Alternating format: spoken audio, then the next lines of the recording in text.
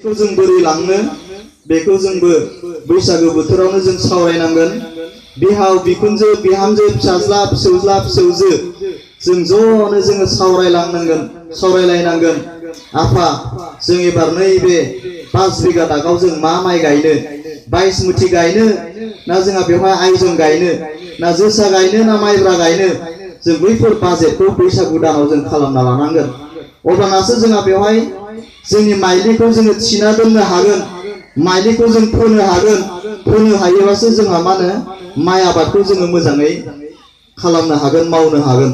दा बेवहायनो जोंहा मा बैसागु दाना गोदान मिजिं गोजान थांखिजों जोङो दावगालांनायनि आरो बेवहाय जोङो मा होनो माखासे बाजेट जों बेयाव लानानै सोलिलांनायनिसो मोनसे बिराद प्रयोजन, बिराद गोनांथार मोनसे दान बियो।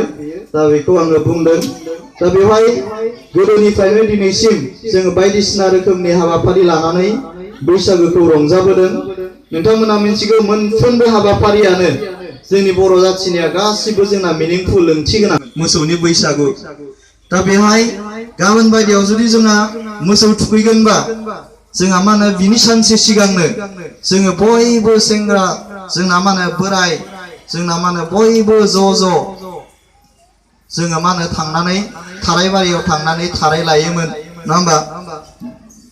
मा होनो मोसौ थुखैनायाव जिखिनि नांगौ बे खाथ्रियानो जा, हालदैयानो जा, लाव फान्थावानो जा, बयबो ज' थांनानै जोङो बुथुमोमोन।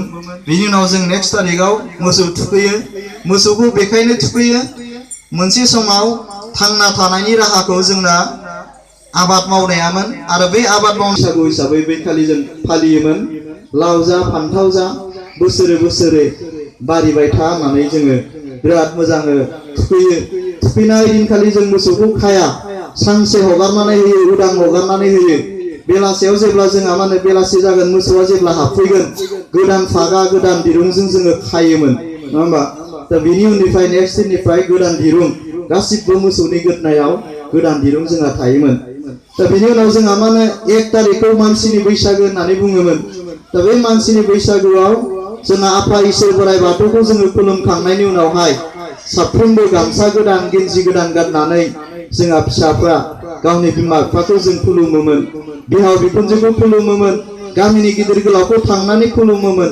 मानसिनि बैसागु सिबिलायनाय, मानिलायनाय, मा होनदों बोर सास्रिलायनाय बे 1 तारिखाव जोंहा जायोमोन।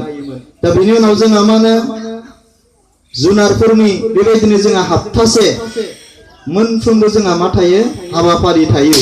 दा बे मोनफ्रोमबो जोंहा मा होनो मिनिं, ओंथि गोनां। दा बेखौ आङो बुंजोबनो सानासै।